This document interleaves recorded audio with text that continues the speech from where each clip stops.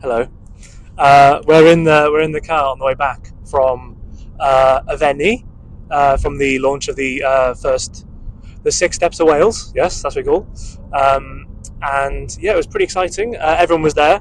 I spoke after when we did rehearsal beforehand, and they said, "Oh, you're speaking after David." And I was like, "Oh yeah, cool. Who's that?" And it turns out David Labby was there, which no one told us about because security is kind of crazy now. So everything's kept very under wraps until it happened.